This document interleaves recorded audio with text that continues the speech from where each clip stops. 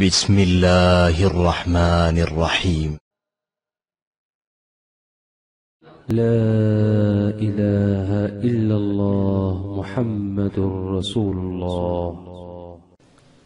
تو اس لیے یاد رکھو یہ بڑا خطرناک شرک ہے، خطرناک شرک ہے. نبی کو مشکل کشا سمجھنا، حاجت روا سمجھنا، یا کسی قبر پہ جا کے یہ سمجھنا کہ یہ بابا میری بگڑی بنا دے گا، انسان اس سے اسلام سے خارج ہو جاتا ہے. اور اللہ نے قرآن میں جگہ جگہ فرما دیا ہے کہ مشرک کی پر جنت میں نے حرام کر دی ہے. اگر مشرک کے لیے اللہ کے دل میں کوئی نرمی کا گوشہ ہوتا تو اللہ سب سے پہلے محمد صلی اللہ علیہ وسلم کے چچا ابو طالب کو جنت میں بھیجتے، اور ابراہیم علیہ السلام کے والد آزر کو اللہ جنت میں بھیجتے. اللہ نے کہہ دیا کہ اے ابراہیم، تمہارے باپ کے لیے تمہیں دعا کرنے کی اجازت نہیں ہے. ابراہیم علیہ السلام نے اپنے والد کے لیے استغفار کیا تھا اللہ سے. اللہ نے کہا پابندی لگا دی، نہ یہ مجھے مانتا ہی نہیں ہے، میرے ساتھ کسی اور کو شریک.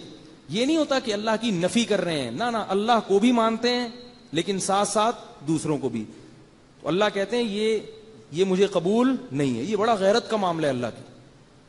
یہ بالکل ایسے ہے جیسے کوئی عورت اپنے شوہر کو کہے کہ میں آپ سے بھی محبت کروں گی جیسے شوہر سے کی جاتی ہے، اور وہ جو کلیم بھائی ہے نا، یہ وسیم بھائی محلے میں، وہ بھی مجھے ایسے ہی لگتے ہیں جیسے میرے شوہر ہوں. تو غیرت مند آدمی کیا کہے گا؟ طلاق دے کے بولے گا جب اسی سے شادی کر لے بھائی تو جا کے. کیا خیال ہے؟